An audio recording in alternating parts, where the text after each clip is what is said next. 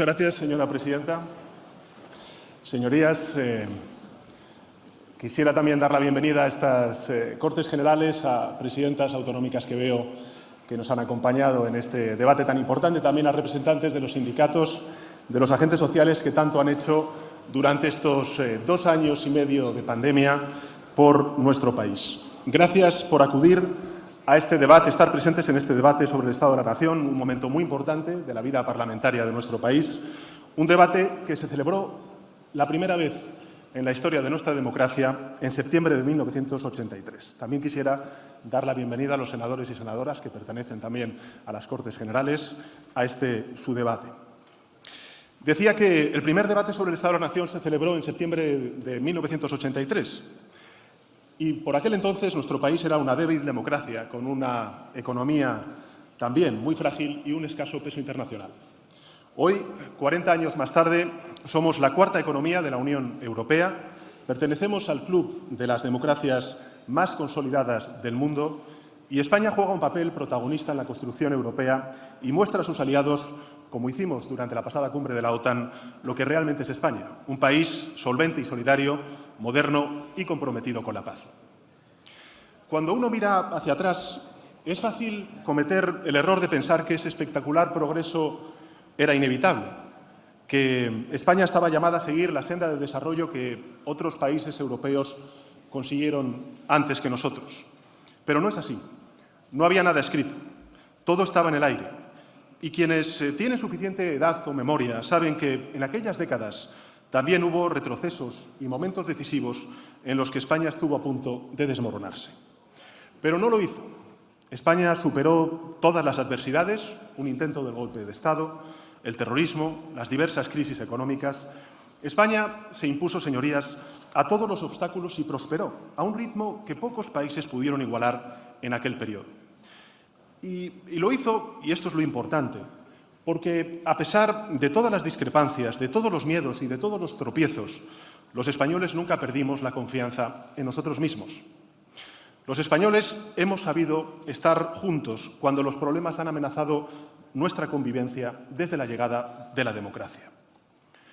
Hoy la historia nos convoca de nuevo y lo hace con adversarios y con adversidades propias de una época que creíamos ya superada. Los tanques vuelven a marchar sobre Europa, los precios vuelven a los 2 dígitos y la incertidumbre vuelve a entrar de lleno en los hogares de una España, una Europa y un mundo que comenzaban, afortunadamente, a superar la peor pandemia de los últimos 100 años. Me gustaría decirles a los ciudadanos y ciudadanas que soy plenamente consciente de las dificultades cotidianas de la mayoría de la gente. Sé que el salario cada vez da para menos, que cuesta llegar a fin de mes, que la cesta de la compra es más cara. Sé que los españoles y españolas están dejándose la piel para sacar adelante a sus familias, a sus empresas y a sus trabajos.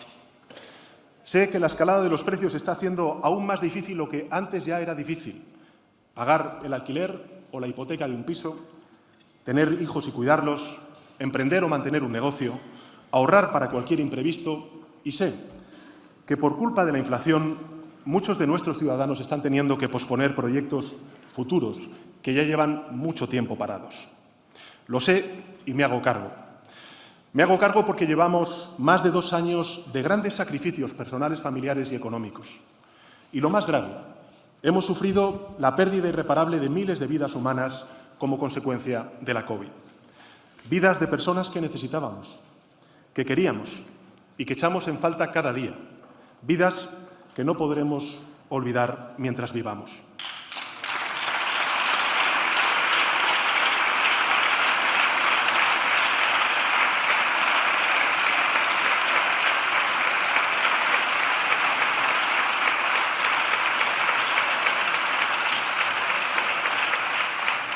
Y ahora a todo este sufrimiento, un hombre, Vladimir Putin, ha añadido despiadadamente el desastre de la guerra. Y por tanto comprendo la angustia, la frustración y también el enfado de todos, porque también es el mío. Y me hago cargo en consecuencia del estado de ánimo de la gente. De nuevo, un desgraciado cúmulo de acontecimientos nos ha castigado y de nuevo nos toca reunirnos y luchar juntos contra la adversidad. Señorías, este es el primer debate que se celebra sobre el Estado de la Nación en más de un lustro. El último se hizo en el año 2015. Muchas cosas han cambiado desde entonces. Bueno, me permitirán la broma. El Poder Judicial no ha cambiado desde el año 2011 como consecuencia del bloqueo del principal partido de la oposición.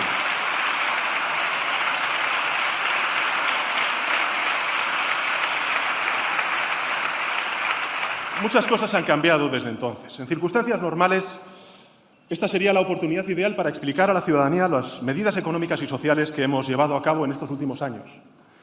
Y eso es lo que quisiera poder hacer, y es lo que haría cualquier gobernante en unas circunstancias normales. Porque, a pesar de los errores que hayamos cometido en este periodo tan accidentado, y muy por encima de los desajustes que se hayan manifestado en el primer gobierno de coalición de la historia reciente de nuestra democracia, lo cierto, señorías, es que hemos cosechado avances indiscutibles. En apenas 2 años y medio, este Ejecutivo ha respondido a la peor pandemia del último siglo, de la historia de la humanidad. Hemos tenido que hacer frente a adversidades naturales, como el volcán de la isla de La Palma, y al mismo tiempo hemos impulsado una agenda de modernización de nuestro país. Y estoy convencido de que cuando se despeje la espesa niebla que han provocado la pandemia y la guerra de Putin en Ucrania, seremos más conscientes de ello. Pero también sé que las actuales condiciones no son normales. Sé que ahora eso está en un segundo plano para la ciudadanía, porque cuando uno sufre una dolencia grave en una parte de su cuerpo, no quiere oír hablar de lo sano que tiene el resto del cuerpo. Y los españoles, por tanto, no quieren oírnos hablar de lo que va bien ni de lo que hemos hecho bien. Quieren que nos centremos en lo que está mal y, sobre todo, que les expliquemos qué medidas estamos adoptando para solucionarlo. Y eso es, señorías, lo que voy a hacer hoy. Voy a hablarles del presente y del futuro, no del pasado, y voy a hacerlo con la honestidad que una sociedad libre y madura, como es la sociedad española, reclama y merece. Y no me voy a ir por las ramas. El gran reto que hoy tiene España se llama inflación. Señorías, una inflación tan elevada como la que sufrimos es una enfermedad grave de nuestra economía. Y lo es porque empobrece a todos y porque afecta especialmente a los colectivos más vulnerables. Las facturas se disparan, los ahorros pierden valor, cuesta cada vez, como he dicho antes, más llegar a fin de mes. No hace falta que les contemos a los españoles y españolas los terribles efectos de esta inflación disparada, porque los conocen tan bien como nosotros. Pero sí es importante que compartamos un buen diagnóstico acerca de cuáles son las causas de esta elevación tan descontrolada de los precios, porque sin un diagnóstico certero, claro, pues será siempre difícil tratarla. Nuestros ciudadanos tienen 2 opciones. Deben elegir qué creen: el diagnóstico del curandero o el diagnóstico de los médicos especialistas. El curandero no tiene conocimientos científicos ni tampoco dispone de datos y tampoco pretende curar la enfermedad, quiere beneficiarse de esa enfermedad. El curandero nos dice que la inflación es culpa del Gobierno, que la ha provocado el Gobierno a base de subir el salario mínimo interprofesional o de fomentar las energías renovables y que, por tanto, con otro Gobierno esto no hubiera sucedido. Este diagnóstico pues, le resultará convincente a algunos porque es sencillo, y porque viene a reafirmar prejuicios ideológicos bien arraigados en nuestro país, sobre todo en algunos sectores, y muy propagado desde potentes altavoces mediáticos.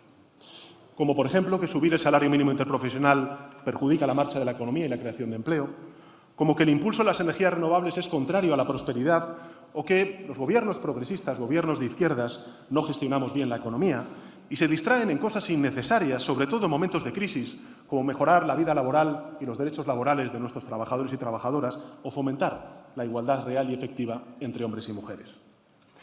Pero lo cierto es que no hay una sola institución internacional y nacional seria o un solo estudio empírico que avale las tesis del curandero.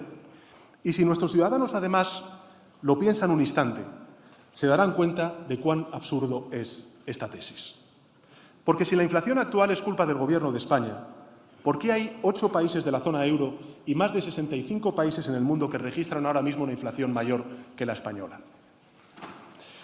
Y si el Gobierno gestiona tan mal la crisis energética, ¿por qué somos, junto con Portugal, uno de los países de la Unión Europea con los precios mayoristas de electricidad más bajos de toda la Unión Europea?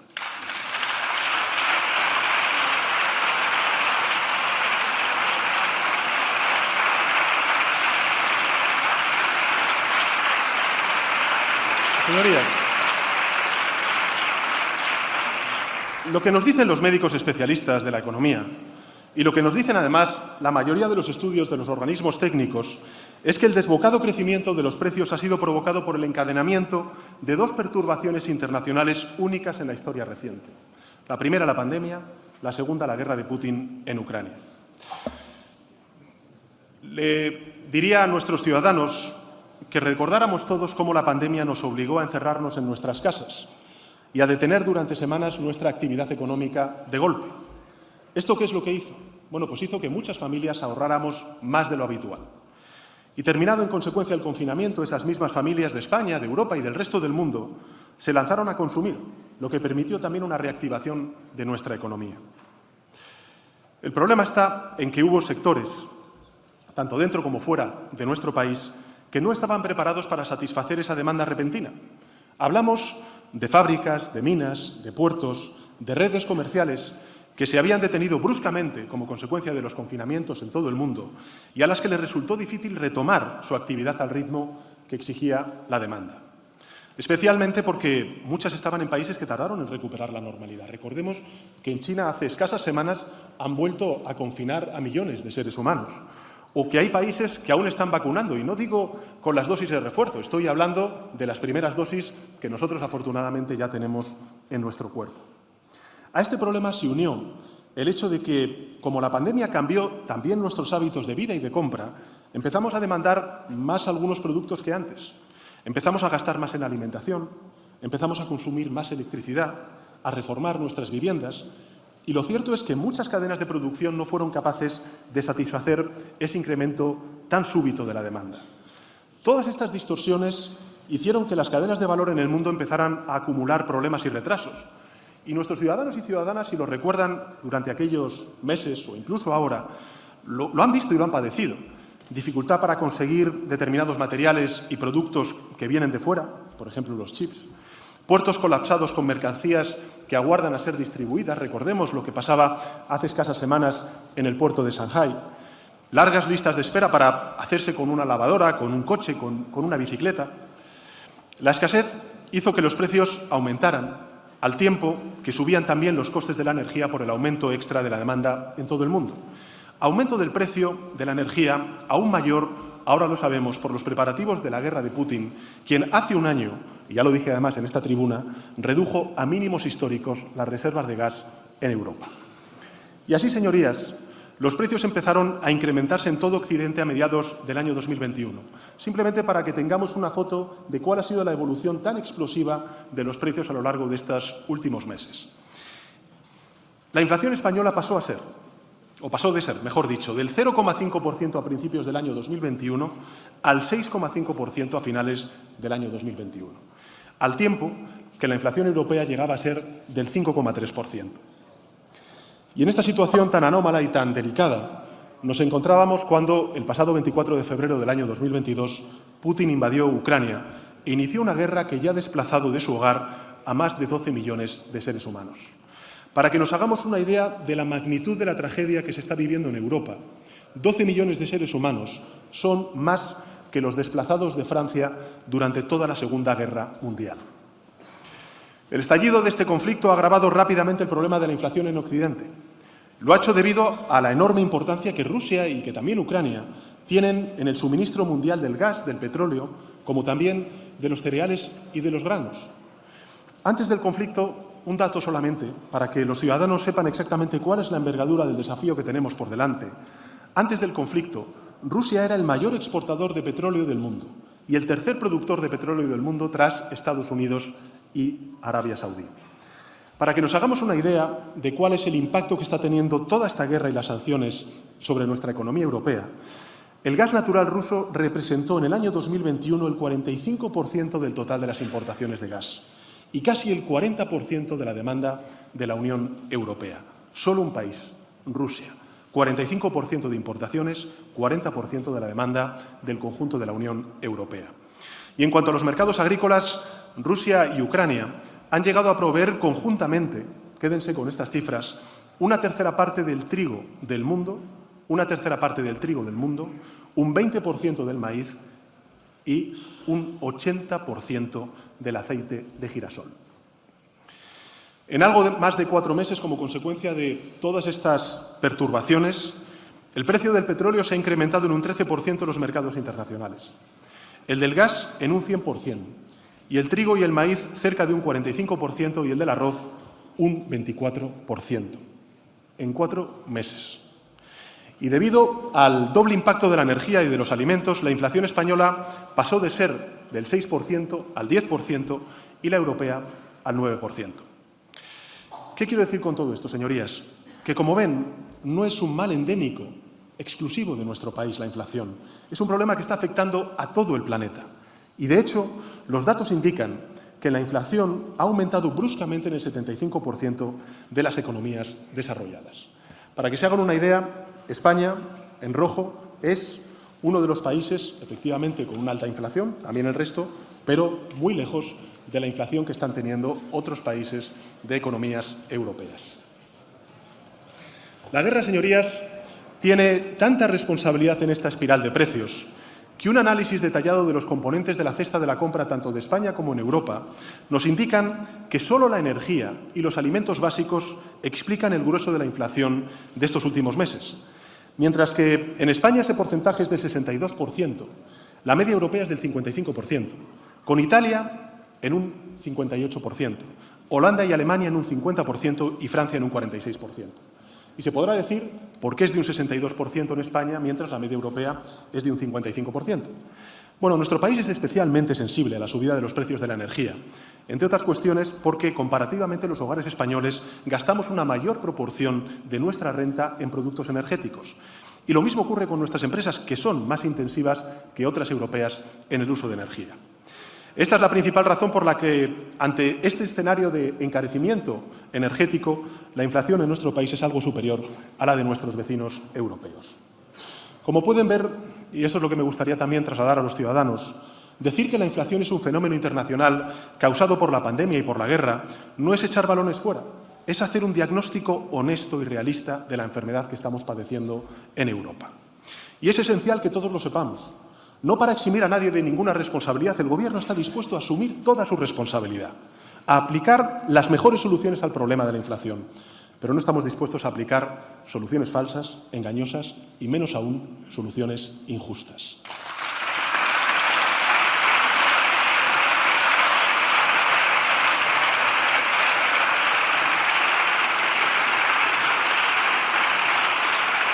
En la crisis financiera de la pasada década, los españoles padecimos precariedad, incertidumbre, desesperanza por la codicia de unos pocos y por la ceguera de una supuesta ortodoxia económica que, por desgracia, vuelve a asomar en los cenáculos conservadores que exigen sacrificios para todos, menos para la minoría que ellos representan. Hoy sufrimos por otros motivos, es lo que me gustaría trasladar a nuestros conciudadanos. Sufrimos porque vivimos las secuelas de un confinamiento con el que salvamos millones de vidas, pero que tienen, evidentemente, sus repercusiones económicas. Y vivimos las consecuencias de la guerra de Putin y de las sanciones de la comunidad internacional que aplicamos a Rusia por haber violado la legalidad internacional. Y una pregunta legítima que pueden tener nuestros ciudadanos es ¿por qué España debería tomar partido en este conflicto si estamos asumiendo este coste en forma de un encarecimiento del precio de la vida? Como también hubo quienes pensaban que no debíamos haber antepuesto la salud de la ciudadanía a la economía durante los peores meses de la pandemia. Pero quienes piensan de ese modo olvidan 3 cuestiones fundamentales que me gustaría compartir con todos nuestros ciudadanos. En primer lugar, olvidan que no participar del esfuerzo bélico no nos libraría de las consecuencias económicas de la guerra. No nos libraría. Al contrario, nos aislaría del resto de países con los que compartimos valores, principios e intereses, obligándonos, en consecuencia, a capearlos en solitario.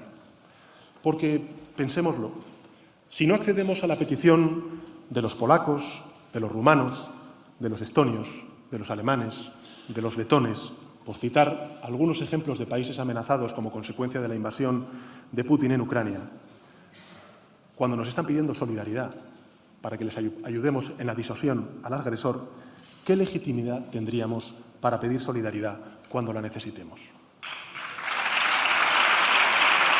Hace un año,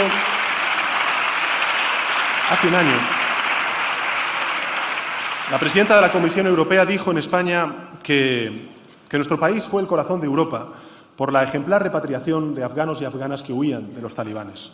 Y entonces le respondía a la presidenta de la Comisión Europea que España es europeísta no por interés, sino por convicción. Por tanto, señorías, me gustaría trasladarle a los ciudadanos que defender Europa es la mejor estrategia para defender a España. En segundo lugar, la segunda razón que me gustaría trasladarle a los ciudadanos es que España es un país pacifista. Nuestra historia, nuestra forma de convivir es pacífica. Salimos a la calle contra cualquier violación de la legalidad internacional, se llame Irak o se llame Ucrania. Y el orden internacional ya no responde, me lo han escuchado decir en alguna otra ocasión, a la lógica de la división de la Guerra Fría entre comunistas y capitalistas, sino al choque entre quienes respetan y quienes violan la legalidad internacional y los derechos humanos.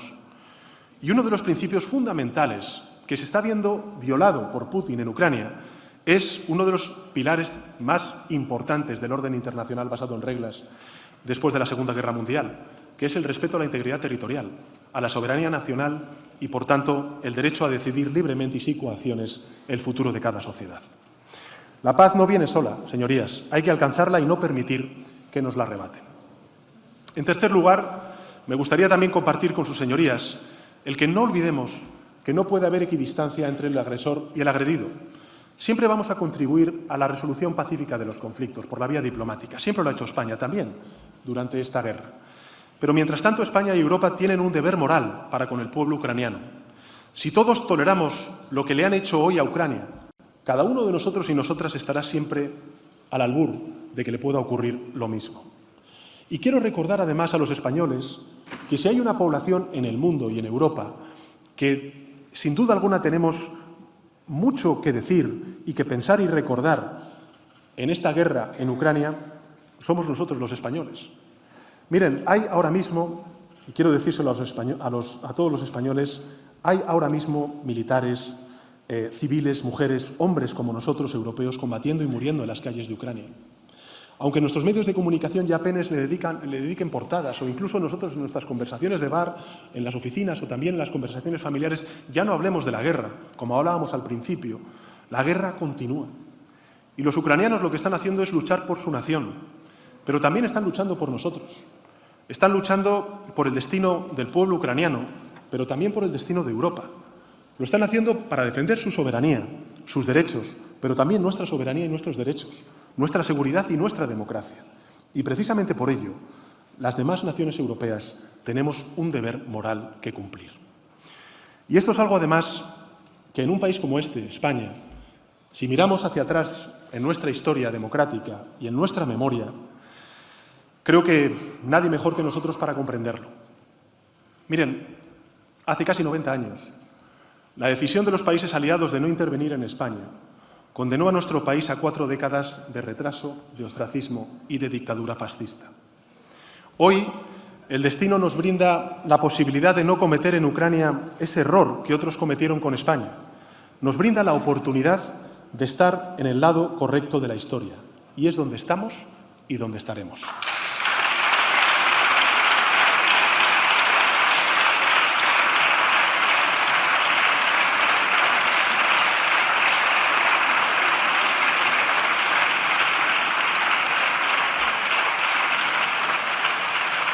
Nuestro país ha donado ya más de 50 millones de vacunas contra la COVID. Somos de los países que más vacunas hemos donado del conjunto de la comunidad internacional. Y lo hacemos porque somos un país solidario y porque sabemos que la batalla contra la pandemia se gana o se pierde a nivel global. Y ocurre lo mismo con el atropello que está cometiendo Putin en Ucrania. Debemos ser solidarios y ayudar al agredido, y condenar y aislar al agresor. Los ucranianos están en el frente usando rifles, granadas para detener el atropello invasor, y nosotros desde aquí, desde España, como también nuestros hermanos de otras partes de Europa, debemos respaldar su sacrificio, aunque de una forma diferente, con el apoyo logístico que prestamos al pueblo ucraniano y, sin duda alguna, también infligiendo fuertes sanciones económicas a Putin.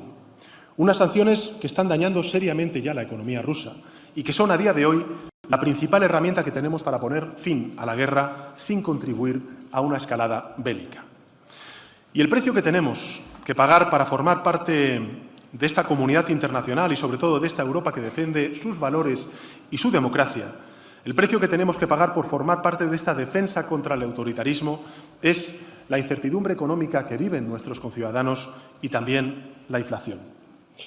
El frente de guerra en Ucrania es la barrera que sostiene la libertad, los derechos humanos y el progreso. ¿Cómo no vamos a defendernos? Y la pregunta que se pueden hacer los españoles, y que estoy dispuesto a responder, es qué va a pasar en los próximos meses. Y la única verdad es que nadie tiene una respuesta segura. Porque hay muchas incógnitas, señorías. La principal es que todo va a depender de lo que dure esta guerra. Y por eso esperamos que pronto la diplomacia sustituya las bombas. También va a depender de la evolución de economías muy importantes en la economía global, como es la China, rehén de su estrategia frente a la COVID-19, como también de la buena marcha o la mala marcha de la economía estadounidense o de la economía europea y, sobre todo, de la economía alemana. Dependerá también, señorías, de si Putin decide cortar o no el suministro del gas hacia Europa. Y dependerá de lo eficaces que sean las medidas que se adopten a nivel global, a nivel europeo y a nivel nacional para evitar que el aumento de los precios desemboque en una espiral inflacionista. No podemos descartar nada, y mucho menos que Putin decida cortar el gas a Europa como otro arma de guerra. Y Europa, en consecuencia, puede sufrir restricciones de energía, y esto evidentemente va a tener un impacto sobre la economía española y europea. Y la pregunta que nuestros ciudadanos se pueden hacer es, bueno, ¿y cómo puede verse afectada España en este caso? La buena noticia es que España es menos dependiente del gas ruso que otros. Gracias a nuestra apuesta decidida por la independencia energética, sobre todo por las energías renovables y por la diversificación de nuestras fuentes de suministro de gas, nuestro país está mucho mejor preparado que otros. Pero eso no significa que no nos vaya a afectar esta situación, porque puede hacerlo al menos de dos formas distintas. Por un lado, la desaceleración de economías como la norteamericana y como la alemana, unida al mantenimiento de las sanciones que estamos imponiendo a Putin hasta que termine la guerra, harán que la economía española crezca en los próximos meses menos de lo esperado. Pero a día de hoy también hay que reconocer que España está creando empleo más que nunca, empleo de calidad. Los sectores estratégicos de nuestro país están funcionando ya casi a pleno rendimiento y los fondos europeos están poniendo ya un impacto real muy positivo sobre nuestra economía. Como pueden ver, no ando con rodeos. Quiero hablar claro a la gente y no voy a disimular ni los riesgos, ni tampoco voy a adornar la situación tan compleja que está atravesando Europa y España. Pero tampoco voy a entregarme a un catastrofismo sin base. Invito a los españoles a desconfiar de quienes ofrecen falsos remedios a enfermedades reales.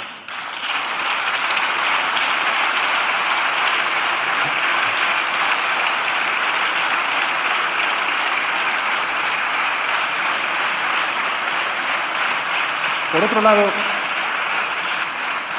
la guerra nos va a obligar a impulsar aún más la independencia energética.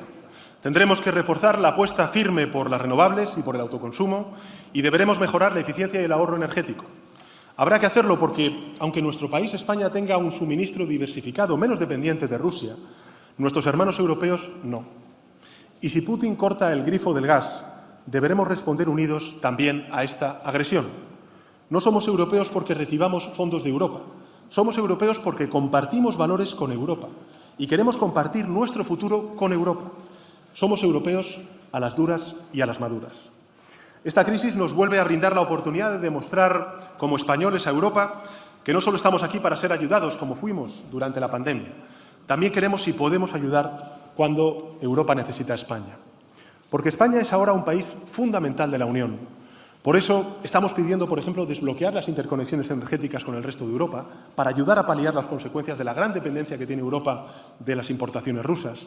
Es la oportunidad de mostrar al mundo que los españoles somos europeístas no por interés, sino por convicción, porque creemos que la solidaridad entre países es la mejor manera de progresar y de evitar que se repitan los errores y los horrores del pasado. Por eso quiero ser claro, deberemos adoptar medidas de ahorro energético. Y quiero ser también más preciso aún. Habrá que impulsar medidas como incrementar el teletrabajo, fomentar el transporte público, bajar un poco la temperatura de nuestra calefacción o subirla en el aire acondicionado. Nada que atente contra nuestro modo de vida, pero sí acciones que nos permitan defender nuestros valores y nuestro modo de vida cuando se ve atacado. Podemos hacerlo y lo vamos a hacer.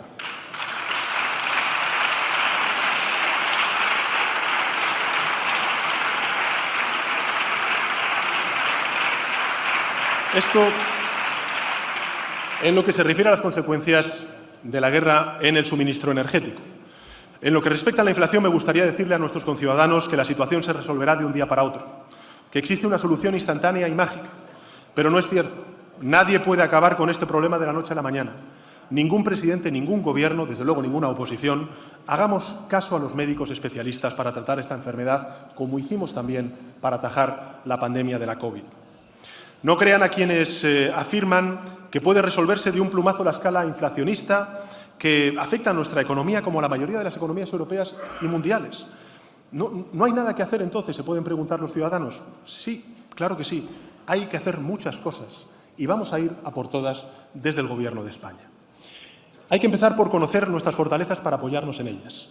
Por ejemplo, la pujanza de nuestra economía, cuyo exponente más visible, más realista para nuestros conciudadanos es la creación de empleo. La fortaleza también de las inversiones, la competitividad de nuestras exportaciones, el tirón de un sector que se vio fuertemente amenazado como consecuencia de la COVID, el turismo. Hay otros factores junto a estos que pueden ayudar, como la paulatina recuperación que estamos viendo ya de las cadenas de suministro que arrancan en Asia, la respuesta que está dando el Banco Central Europeo y también importantes medidas europeas y también nacionales que hemos puesto en marcha gracias al liderazgo conjunto de Portugal y España, como es el tope del gas, que ayudarán a enfriar los precios. De hecho, señorías, los principales organismos internacionales se expresan con la cautela del científico y de media, calculan, repito, de media, que España terminará el año con una inflación del entorno del 6,5%. Aunque, insisto, hay que tomar estas proyecciones con mucha cautela, como he dicho antes, todo va a depender de cómo evolucione la guerra. Señorías, nadie puede predecir con seguridad el futuro. Pero eso no significa que tengamos que limitarnos a esperar a que llegue ese futuro. Ni lo hemos hecho antes con la pandemia, ni lo vamos a hacer ahora con la inflación. Actuamos con contundencia cuando dispusimos de evidencias científicas frente a la COVID e impulsamos la vacunación con todas las fuerzas. Más de un 90% de nuestros conciudadanos están ya vacunados con la pauta completa. Y ahora toca hacer lo mismo frente a la inflación. Y mi compromiso es rotundo. Iremos a por todas para defender el interés de la mayoría social. Me voy a dejar la piel para defender a la clase media trabajadora de nuestro país.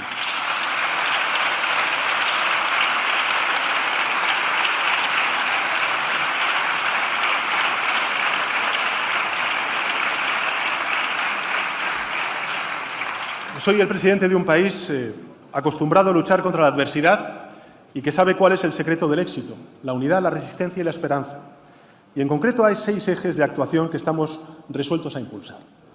El primero, vamos a continuar apoyando a Ucrania en su lucha por la libertad. Abogamos por la vía diplomática, pero mientras llega, vamos a seguir ayudando a Ucrania y vamos a seguir castigando a Putin, para que este conflicto acabe cuanto antes, para que Ucrania recupere su soberanía y su integridad territorial y para que Europa viva segura. En segundo lugar, vamos a ir a por todas para proteger a nuestros ciudadanos, a nuestras empresas y a nuestra industria. Fíjense en este gráfico. Desde que empezaron a subir los precios en septiembre del año pasado, España ha movilizado cerca de 30.000 millones de euros, es decir, un 2,3% de nuestro Producto Interior Bruto. Somos, junto con Grecia y Lituania, el país que más recursos ha destinado desde hace un año a esta parte a luchar contra la inflación y sus efectos sobre la clase media trabajadora de nuestro país y los colectivos más vulnerables. Hemos logrado, además, avances históricos en Bruselas, como la reciente excepción ibérica para limitar el precio del gas, algo que estimamos va a reducir la factura de la luz que pagan aquellos hogares que están en el mercado regulado entre un 15 y un 20% a lo largo de este año. Pero lo que es más importante, esta medida va a ser una barrera protectora durante todo un año ante potenciales subidas adicionales del precio del gas derivadas de los cortes hipotéticos y más que previsibles que Putin puede infligir a la economía europea. Y hemos conseguido algo también muy importante, que me han escuchado decir en muchas ocasiones, cada vez que he tenido ocasión de comparecer ante ustedes. Y es que la Comisión Europea va a presentar este otoño una profunda reforma del mercado eléctrico y esto va a tener unos efectos muy positivos en los hogares y también empresas españolas, como también, por extensión, a las empresas y a los hogares europeos. En definitiva, estamos liderando el cambio energético en Europa y lo estamos haciendo de la mano de otros gobiernos europeos de distinto signo. Y vamos a hacer más. Estamos haciendo más. El Real Decreto Ley que se someterá en los próximos días a su deliberación y también a su convalidación articula un potente paquete de ayudas para proteger a la clase media trabajadora y los colectivos más vulnerables de nuestro país. Las medidas las conocen. Estimamos que van a permitir contener la inflación en 3,5 puntos, es decir, no sería hoy del 10%, sino casi de un 14 o 15% si no existieran estas medidas, y las conocen ustedes. Vamos a prolongar hasta el 31 de diciembre la bonificación al carburante, vamos a extender la limitación de la subida del alquiler, vamos a descontar en el IVA energético del 21% al 5%, en el resto de los impuestos a la electricidad, que suponen una rebaja total del 80% de los impuestos del recibo, la ayuda de los 200 euros, reforzar el ingreso mínimo vital, elevar las pensiones no contributivas, prorrogar las ayudas a los sectores económicos más afectados por la situación, como es el transporte, el sector agrario, el sector pesquero, las industrias gasintensivas. Y vamos a ir más allá. Iremos a por todas, como les he dicho antes. Ya estamos fomentando el transporte público con medidas sin precedentes en nuestro país. Como saben, el Real Decreto Ley de Convalidación incluye un descuento del 50% en los abonos de viaje de los trenes de cercanía y rodalíes de titularidad del Estado, la Renfe, para entendernos. Pues bien, hoy les anuncio que vamos a dar un paso más allá. Les anuncio que el Gobierno bonificará el 100% de todos los abonos de varios viajes para los trenes de servicio público de cercanías, rodalíes y media distancia operados por Renfe. Los abonos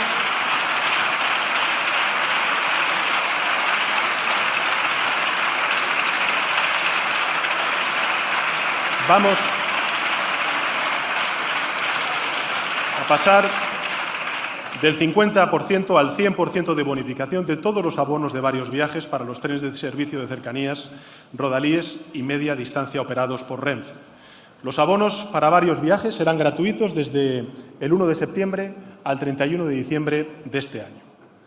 Y como saben, también estamos bonificando el 30% de los abonos de transporte urbano y metropolitano, y esperamos que las comunidades autónomas puedan complementar este enorme esfuerzo que está haciendo la Administración General del Estado hasta el descuento de un 50 o un 60%. También vamos a hacer más en materia de vivienda. Hemos traído a esta Cámara la primera ley de vivienda de nuestra democracia. Estamos limitando la subida de los alquileres, como saben ustedes. Y hoy les anuncio que desbloquearemos de inmediato la operación Campamento para la construcción de hasta 12.000 viviendas en la ciudad de Madrid, un 60% de las cuales serán viviendas públicas.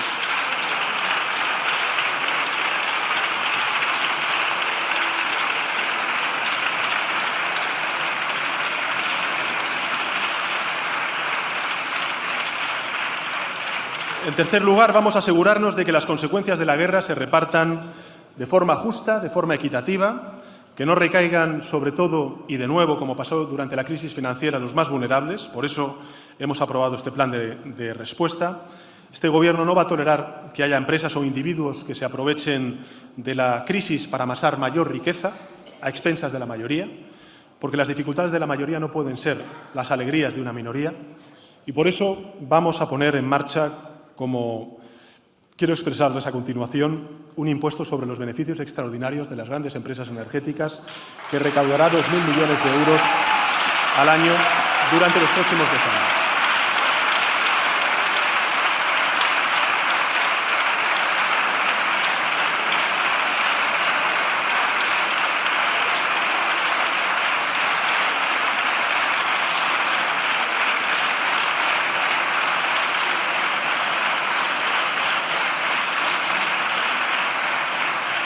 Un impuesto excepcional a las grandes empresas energéticas que estará en vigor en el año 2023 y el año 2024, que afectará a los beneficios extraordinarios obtenidos en el año 2022 y el año 2023 por los grupos dominantes en el sector eléctrico, gasista y petrolero.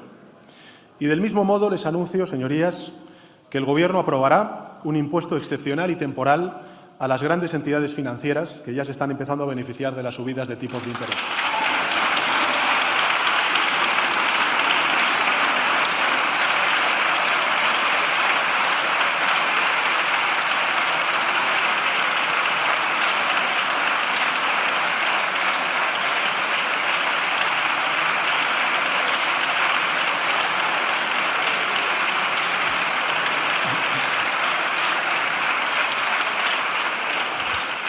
Este impuesto a las grandes entidades financieras tendrá una duración de 2 años y se estima que podremos recaudar en torno a 1.500 millones de euros al año. Se habla a menudo de los beneficios caídos del cielo, pero en realidad no son tales. Los sobrebeneficios no caen del cielo, salen del bolsillo de los consumidores que pagan los recibos. Y este Gobierno no va a permitir que el sufrimiento de muchos sea el beneficio de unos pocos.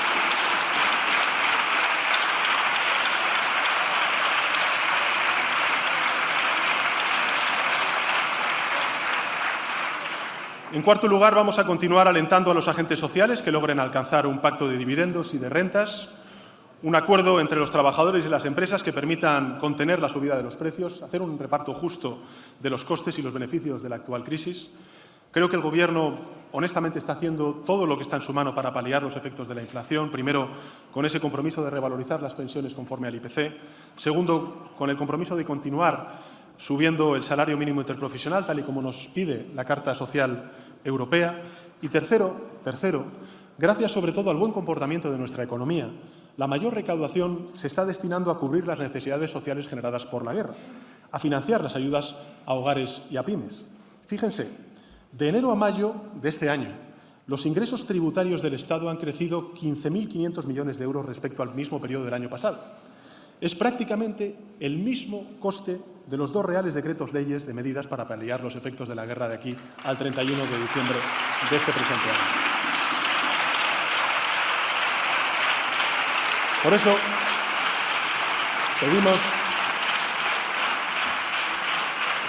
pedimos a las grandes empresas que hagan lo mismo. Pedimos a las grandes empresas que cualquier beneficio suplementario derivado de esta situación revierta en los trabajadores y en los consumidores que están soportando el azote de la inflación.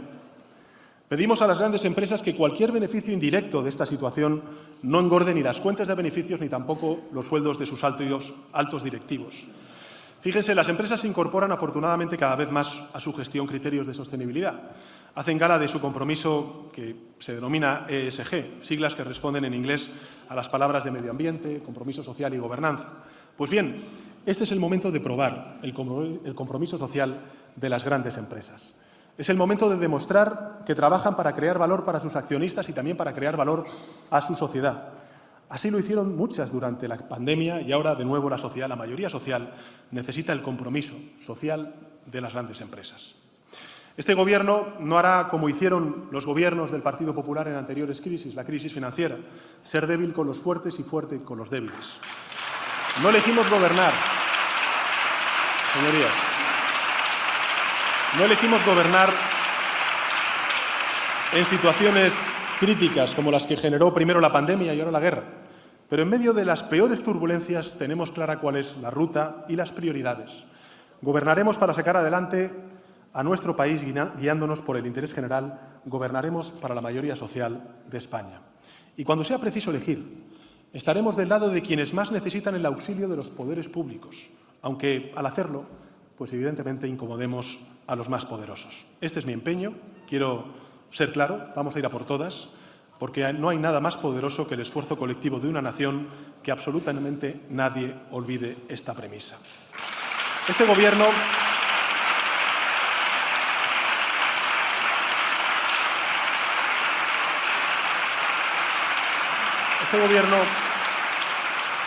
ha defendido siempre y defenderá siempre a la gente de a pie. Vamos a poner a la economía y el Estado al servicio de la mayoría social, como ya lo hicimos durante la pandemia, con la puesta en marcha del ingreso mínimo vital, los ERTEs, las transferencias a los autónomos, los miles de millones de euros en ayudas a las pequeñas y medianas empresas que salvaron mucha de nuestra economía, de nuestro tejido productivo en los peores momentos de la pandemia. Porque además no es solamente una cuestión de justicia social, que también, es que la política que se está realizando en base a la equidad, a la igualdad, a la justicia social, es la política económica más eficaz. Hemos demostrado que la salida de la crisis con solidaridad y con justicia social es más rápida, además de más justa. Solamente quiero compartir con nuestros conciudadanos 3 datos contundentes que certifican esto que estoy diciendo. Miren, en el año 2012, la caída de 3 puntos del Producto Interior Bruto destruyó 519.000 puestos de trabajo, es decir, un 3% del total de empleos. En 2020, con una caída no de 3 puntos del Producto Interior Bruto, sino de 10 puntos del Producto Interior Bruto, el empleo solo se redujo en un 1,6%. El segundo dato que me gustaría compartir con todos ustedes para reforzar este argumento de que la política económica basada en la solidaridad y la justicia social no solamente es más equitativa, sino también más eficaz, es que en la anterior crisis financiera se tardaron más de 10 años en recuperar los niveles de empleo previos a la crisis financiera. En esta ocasión lo hemos conseguido en tan solo 15 meses. En 2 años se han recuperado los niveles de desigualdad previos a la pandemia gracias a las medidas de protección social. En la crisis financiera se tardaron no 2 años, 11 años.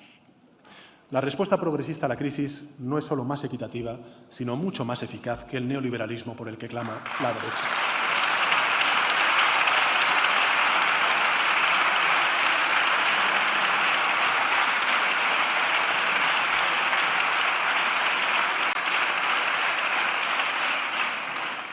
En quinto lugar, al tiempo que damos una respuesta solidaria y justa al alza de los precios, vamos a seguir modernizando nuestro país, porque cada vez que hay una crisis, España sufre más que las economías de nuestro entorno. Siempre se repite el mismo patrón, se repite porque nuestro país tiene carencias estructurales severas. Esto nos lo dicen todos los organismos internacionales y todos los organismos serios de nuestro país. Carencias en su modelo productivo, carencias en la formación del capital humano, en el mercado laboral, que ya estamos empezando a corregir, carencias que desde el inicio de mi presidencia estamos abordando con el Plan de Recuperación, Transformación y Resiliencia, con el Proyecto España 2050, con los más de 150 leyes y decretos que hemos aprobado desde enero de 2020 y con las muchas más que vamos a aprobar en el año y medio que nos resta de legislatura. De hecho, este mes de julio vamos a, les quiero anunciar, continuar reforzando el Sistema Nacional de Salud. Saben ustedes que vamos a proceder a la estabilización de más de 67.000 profesionales sanitarios de todo el Sistema Nacional de Salud, pero también les anuncio que vamos a crear el Centro Estatal de Salud Pública para mejorar la gestión de las emergencias sanitarias. No vamos a olvidar las lecciones de la pandemia. Vamos a reforzar la salud pública en nuestro país.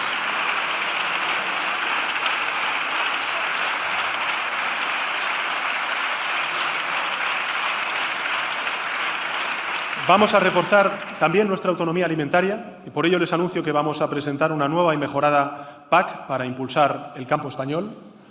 Les anuncio que vamos a continuar avanzando en esa independencia energética con la que está comprometida el Gobierno de España, con las siguientes medidas. En primer lugar, estamos destinando cerca de 1.000 millones de euros nuevos para que la gente pueda adquirir placas solares, bombas de calor y vehículos eléctricos. En segundo lugar, vamos a impulsar el ahorro y la eficiencia energética en la Administración pública a través del plan recientemente aprobado por el Gobierno, dotado con 1.000 millones de euros. Vamos a aprobar un nuevo plan dotado con 200 millones de euros para el despliegue de autoconsumo en edificios públicos, como pueden ser, por ejemplo, los centros de salud, los colegios, las instalaciones deportivas. Se van a premiar precisamente aquellas instalaciones que compartan una parte de su energía con viviendas, con comercios de su entorno, lo que se llama el autoconsumo colectivo. Y también estamos realizando una inversión sin precedentes para garantizar que Canarias, que Baleares, sean territorios plenamente descarbonizados. Estamos destinando 700 millones de euros del Plan de Recuperación de Europa para el programa Islas 100% renovables. 100% renovables, no nuclear y no centrales térmicas.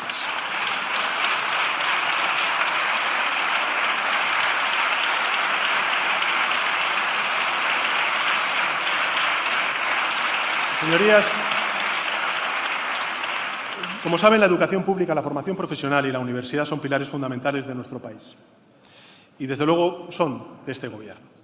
Por ello, quiero anunciarles que vamos a dar un impulso nuevo, yo creo que muy ilusionante, en el sistema educativo de nuestro país, a nuestros hijos, en las escuelas, con la incorporación del aprendizaje de un nuevo idioma. Se habla mucho de aprender nuevos idiomas, pero se nos olvida el más importante de todos, el idioma del presente y del futuro, que es la programación y la robótica. Les anuncio que aprobaremos el programa Código Escuela 4.0 para que los casi 6 millones de alumnos y alumnas de educación infantil, primaria y ESO en España puedan desarrollar su competencia digital de manera general y, en concreto, en pensamiento computacional, la programación y la robótica.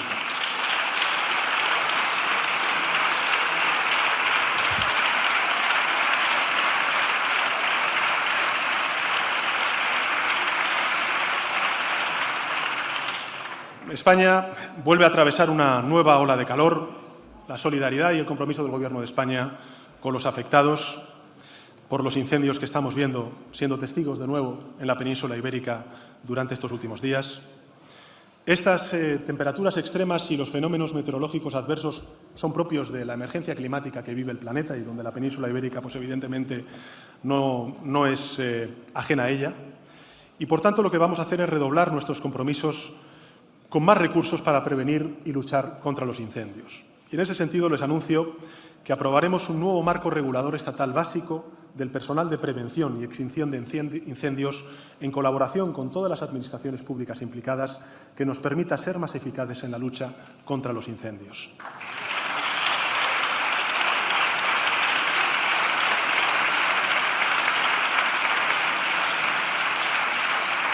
Y no quiero olvidarme de dos territorios muy queridos de nuestro país, como son Ceuta y Melilla, a los que vamos a destinar recursos y aprobar dos planes estratégicos para el desarrollo económico y social de estas dos importantes ciudades autónomas de nuestro país. Porque el reto, señorías, no es salir de la crisis por el mismo lugar por el que entramos, sino avanzar y no retroceder. El verdadero desafío es salir mejor de lo que entramos en esta crisis, como hicimos también con la COVID, con una economía y con un estado del bienestar más prósperos, más sostenibles y más resistentes que antes.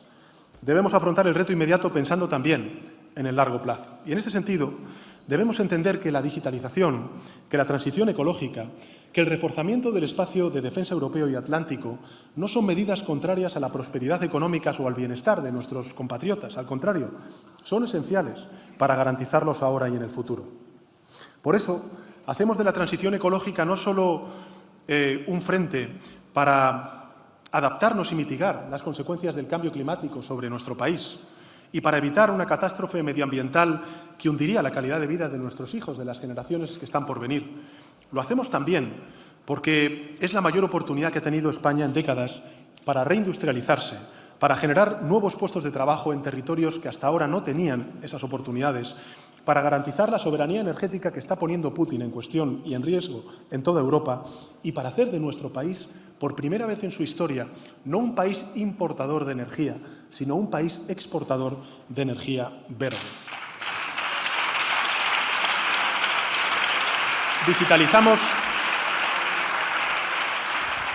Digitalizamos nuestro tejido productivo porque solo así lograremos las ganancias de productividad necesarias para seguir aumentando salarios, para reducir las jornadas laborales y para crear empleo de calidad.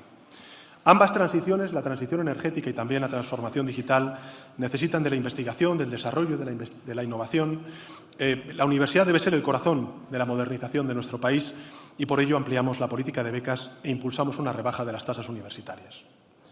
Señorías, a lo largo de estos últimos días, todos hemos visto cómo se ha debatido mucho y muy ampliamente sobre el diseño de las políticas de becas en distintas administraciones.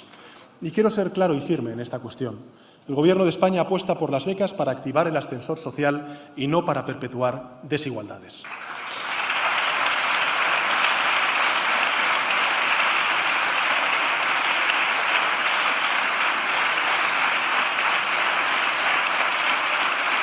Gracias al compromiso del Ejecutivo, España cuenta hoy con la mayor partida de su historia en becas, 2.134 millones de euros que van a llegar a más de 1 millón de estudiantes de nuestro país. Pero también, como he dicho, aquí vamos a ir a por todas. Y por eso les anuncio que todos los estudiantes mayores de 16 años que hoy disfrutan de una beca recibirán una nueva beca complementaria de 100 euros mensuales. Esta beca la recibirán cerca de 1 millón de estudiantes en toda España, de septiembre a diciembre, porque queremos garantizar eso, la igualdad de oportunidades. Y para ello queremos ayudar a las familias para que ningún joven se vea obligado a abandonar sus estudios por necesidad.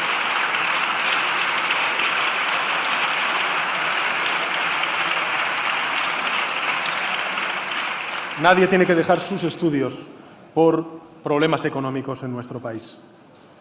Señorías, la educación, la sanidad, la transición ecológica, la digitalización son pilares de un Gobierno que defiende día a día la justicia social, la igualdad de oportunidades y el progreso.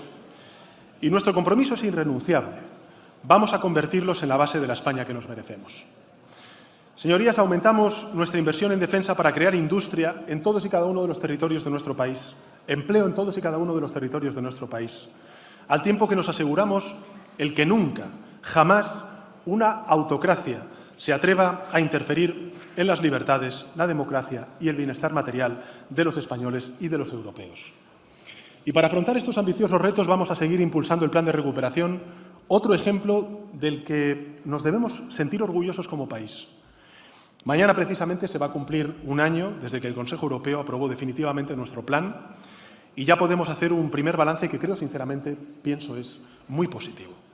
Fuimos capaces, durante la pandemia, en una situación muy compleja, muy difícil, de elaborar un plan que todas las instituciones europeas, tanto el Consejo como la Comisión, reconocen como uno de los más ambiciosos en reformas y también inversiones presentados por el resto de Estados miembros. Hemos creado un verdadero plan de país en el que no solamente está involucrado el Gobierno de España, lo están los gobiernos autonómicos, los ayuntamientos, que gestionan, no lo olvidemos, más del 50% de estos fondos, y también, lógicamente, los agentes sociales, los empresarios y los sindicatos.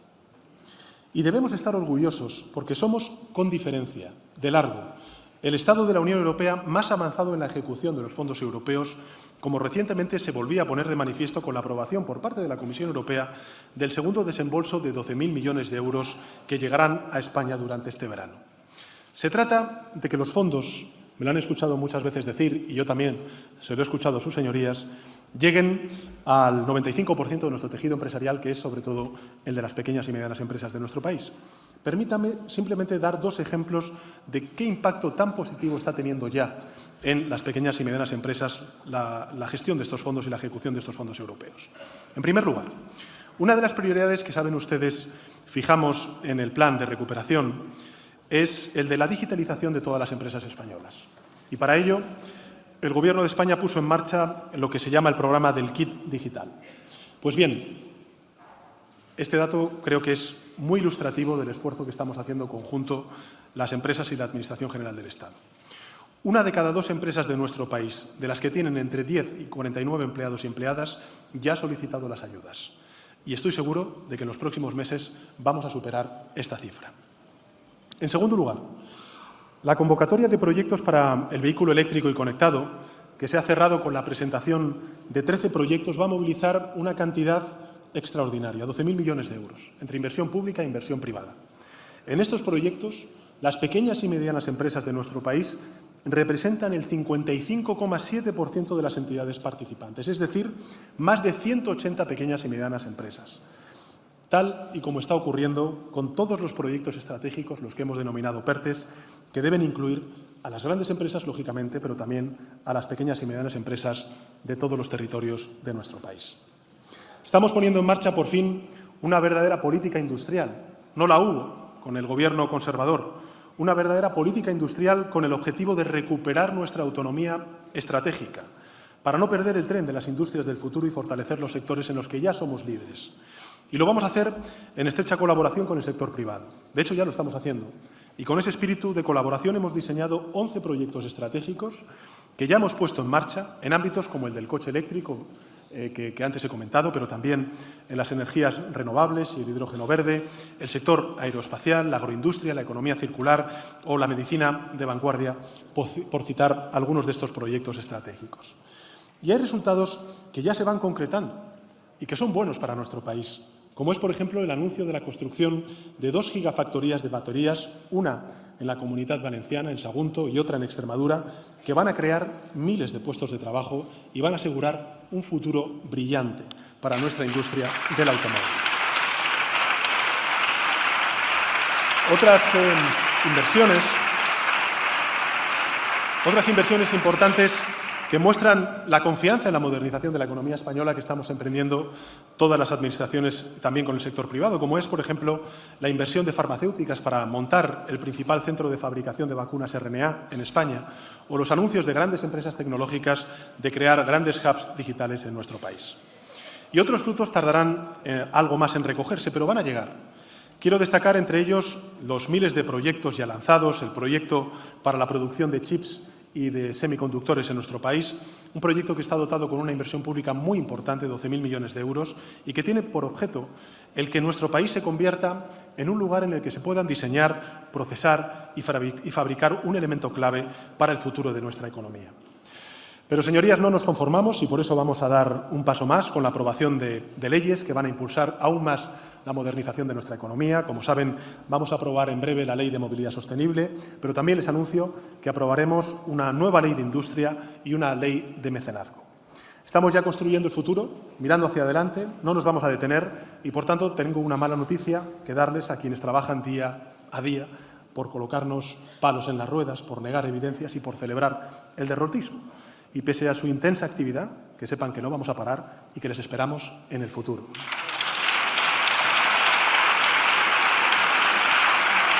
Señorías,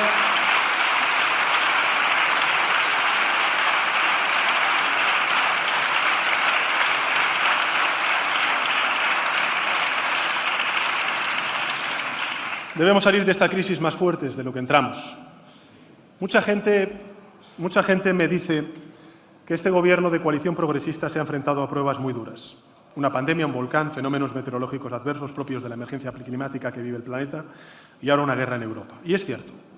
Pero quisiera que cada cual se preguntara en su foro interno qué hubiera sido de este país si hubieran gobernado otros estas adversidades. Creo que es una pregunta pertinente, señorías, porque tenemos la experiencia de la crisis financiera y tenemos la experiencia de la COVID. Cada cual puede preguntarse qué sucedería si estuvieran al frente del país quienes, en otras crisis como la financiera, nunca apostaron por los ERTEs y sí por el despido libre.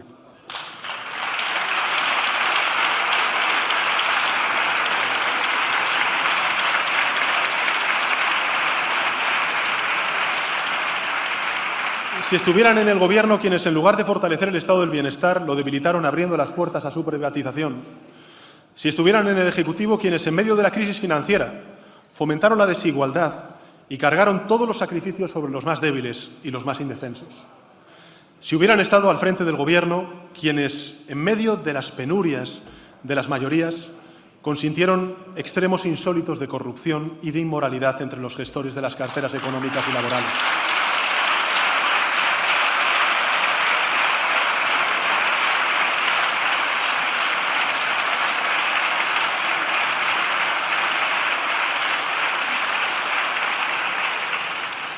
Quienes consintieron comportamientos ilícitos entre los máximos responsables políticos de las Fuerzas Armadas y de la seguridad del Estado.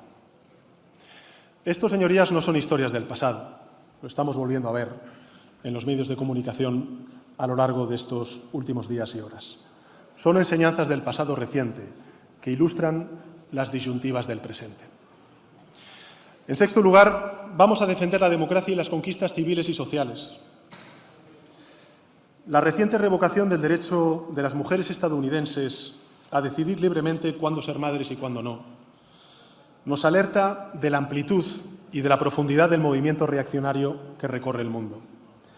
La sentencia del Tribunal Supremo es producto de una mayoría conservadora del Tribunal Supremo de Estados Unidos y demuestra cuánto esfuerzo y tiempo cuestan las conquistas sociales y también las civiles y cómo, en un suspiro, se puede perder lo conseguido y retroceder un siglo.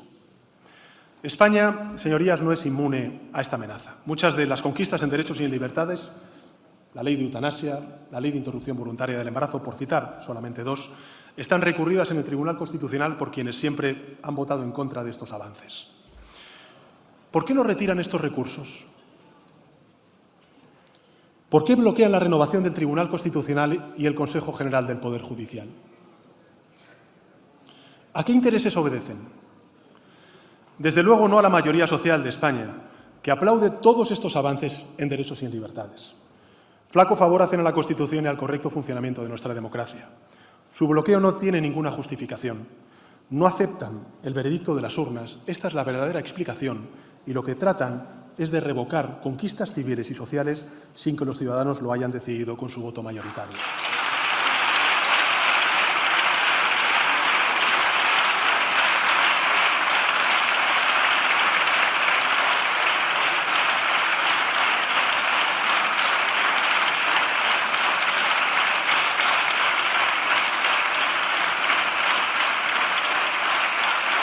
Nuestra respuesta, serena pero firme, será continuar con nuestra agenda de avances en derechos y en libertades. Empezamos garantizando la universalidad del sistema de salud pública, aprobamos la ley Roach contra el abuso de menores, la ley del sí es sí para garantizar la libertad sexual, la ley de eutanasia, la nueva estrategia de salud mental, la ley llamada también Cerolo de igualdad de trato y no discriminación, y espero, señorías, que este Parlamento apruebe en breve la primera ley de vivienda de nuestra democracia, que apruebe la reforma de la ley de interrupción voluntaria del embarazo y que apruebe la ley que garantiza los derechos de las personas LGTBI.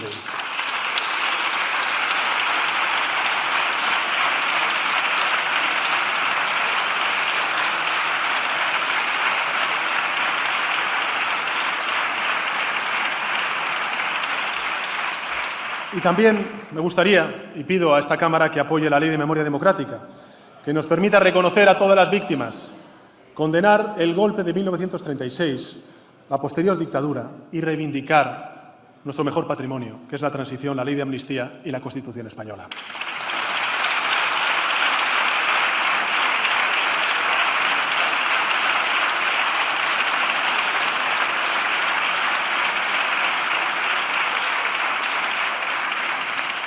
Pero también en materia democrática y de derechos civiles tenemos que ir más allá, porque queremos que España avance y les anuncio que próximamente aprobaremos para luchar contra la corrupción una ley de protección del informante que denuncie esos casos de corrupción, una ley integral contra la trata y la explotación de seres humanos, la ley contra la discriminación racial, la nueva ley de secretos oficiales y una ley para regular la actividad de los lobbies. En definitiva, señorías, nos aguarda todo un camino de avances en derechos que pido a sus señorías continúe con la definitiva abolición de la prostitución en nuestro país.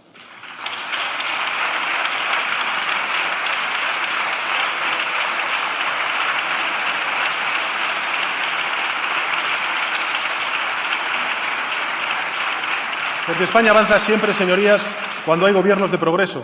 Nadie puede mencionar ni un solo ejemplo de un avance en derechos y en libertades que haya venido de la mano de un gobierno de la derecha. En 40 años, han tenido tiempo, ¿eh? Al contrario, cuando gobiernan lo que hacemos es retroceder o poner espadas de Damocles con esos recursos en el Tribunal Constitucional a la ley de interrupción voluntaria del embarazo o a la ley de eutanasia. Y cuando están en la oposición se bloquea el funcionamiento democrático, como está ocurriendo con la renovación de los órganos constitucionales. En resumen, señorías, solidaridad con Ucrania, protección de nuestras compatriotas contra la inflación, reparto justo de la guerra y avance en la agenda de transformaciones económicas y sociales que necesita y demanda nuestro país. Pero para que estos esfuerzos funcionen, necesitaremos algo más. Necesitaremos, en primer lugar, propuestas de todos y de todas. Propuestas que me comprometo a estudiar y a integrar con la sola condición de que sean realistas y factibles. Miren, durante la pandemia y ahora con la guerra, el Gobierno ha trabajado por lograr la mayor unidad posible.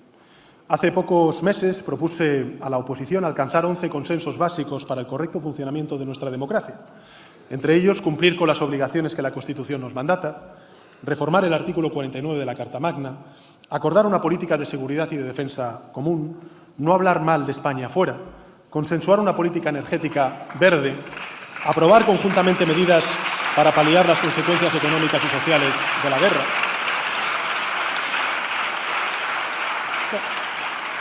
El caso es que aún no he recibido respuesta y por eso vuelvo a tender mi mano a la derecha democrática, repito, a la derecha democrática para alcanzar acuerdos acerca de la respuesta colectiva a los efectos de la guerra y para superar cuanto antes esta anomalía que mantiene en una situación irregular a nuestras principales instituciones constitucionales.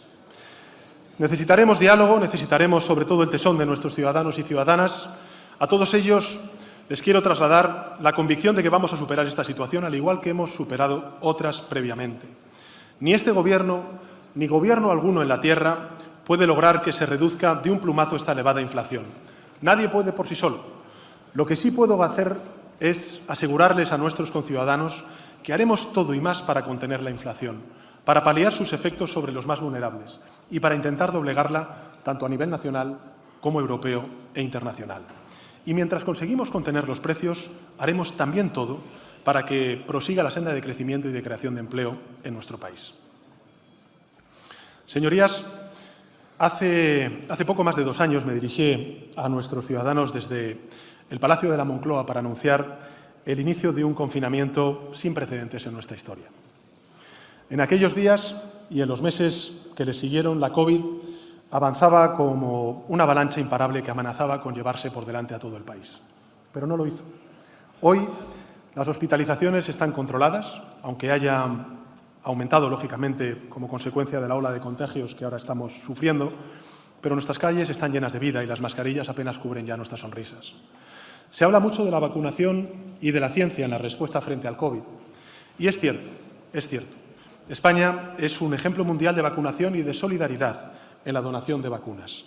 Sin embargo, para poder superar con razonable éxito esta crisis sanitaria tan grave como la que sufrimos con la COVID, se precisaron dos elementos fundamentales que caracterizaron a la respuesta de España frente a esta pandemia. En primer lugar, la confianza para enfrentar grandes desafíos y, en segundo lugar, nuestro apego a la justicia social.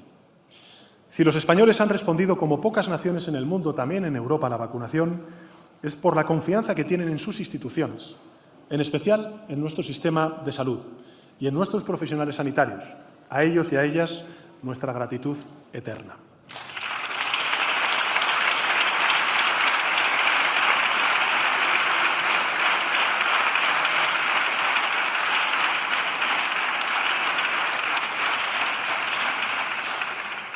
Y junto a la confianza, la justicia social.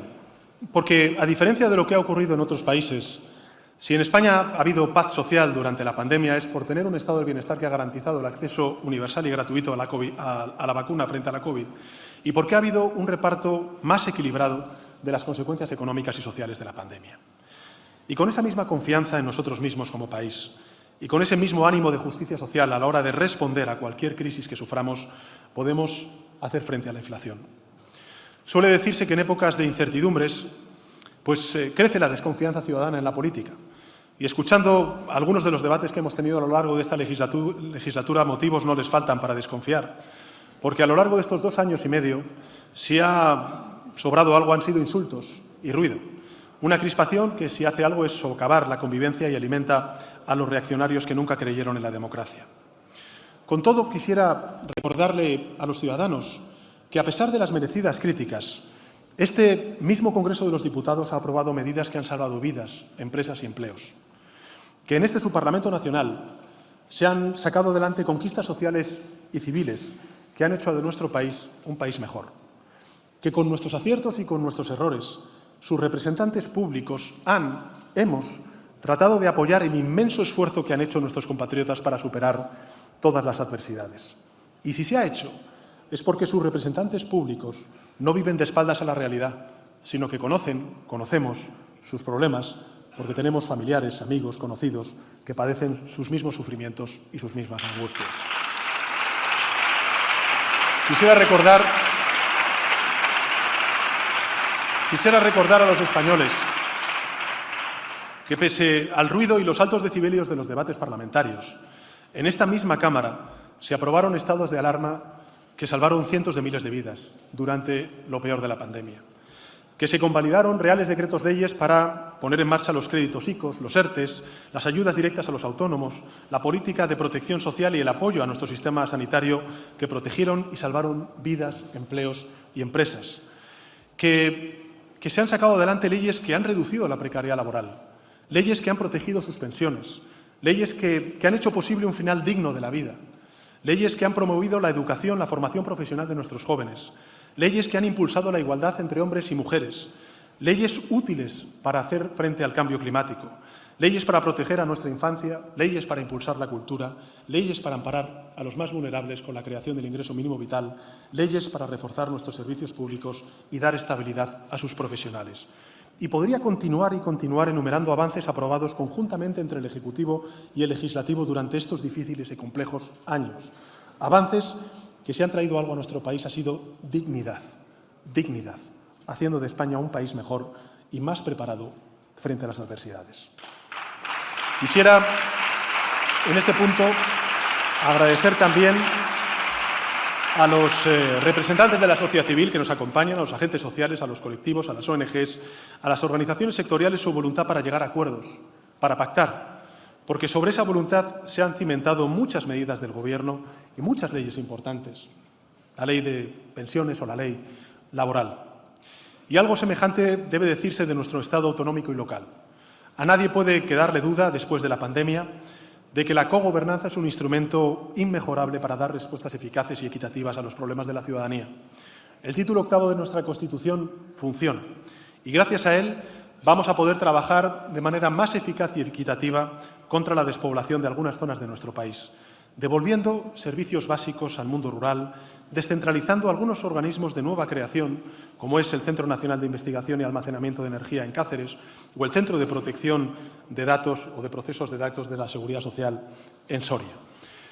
Lo he dicho antes, el título 8º de nuestra Constitución funciona y con tesón y con diálogo vamos a continuar trabajando por el reencuentro entre catalanes y por reducir la brecha emocional que separa a aquellos catalanes que se quieren separar de España del resto de sus hermanos españoles. No hay tarea más noble en política que trabajar por la convivencia.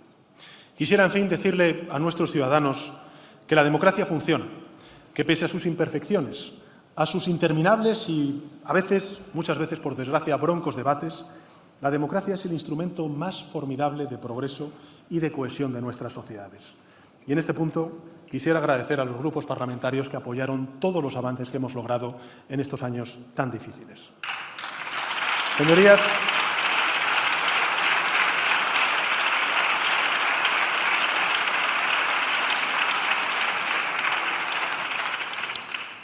en solo 20 meses, 26 meses para ser más exacto, España ha recuperado el crecimiento económico y superado los niveles de empleo que tenía antes de que estallara la pandemia. Y ha logrado corregir íntegramente la desigualdad en ingresos salariales que ésta provocó. El futuro es incierto, es verdad. Atravesamos un área de turbulencias, es evidente. Debemos conocer los riesgos, afrontarlos con tesón, con esperanza, no con miedo. Las mismas calles que vimos desiertas en la pandemia rebosan hoy la alegría y la vitalidad que merecen y necesitan nuestros compatriotas.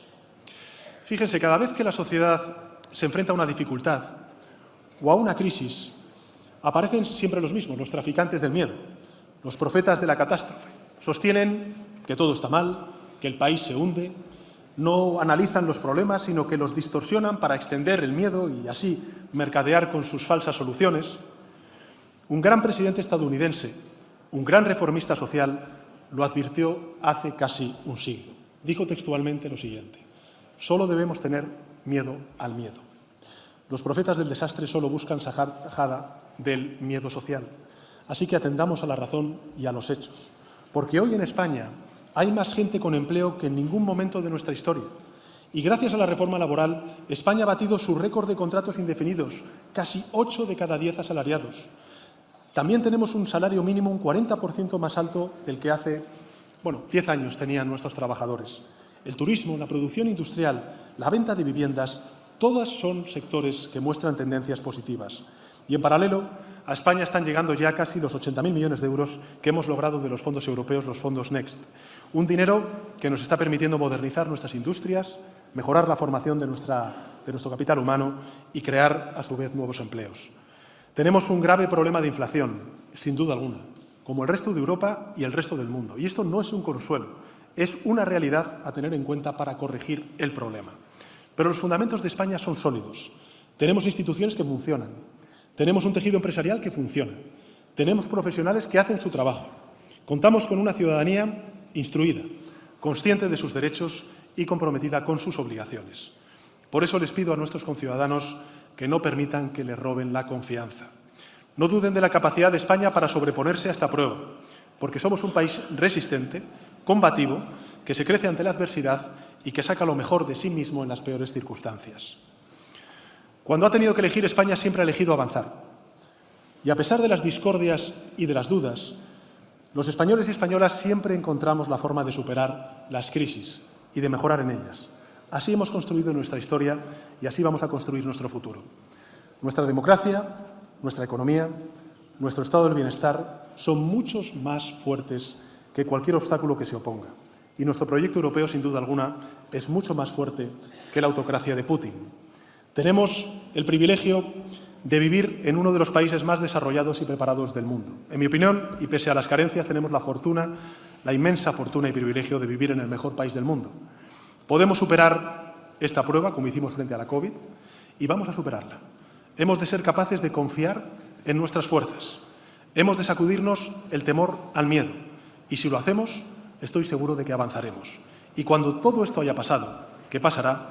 España y Europa saldrán fortalecidas de esta prueba. Gracias. Muchas gracias, señor presidente.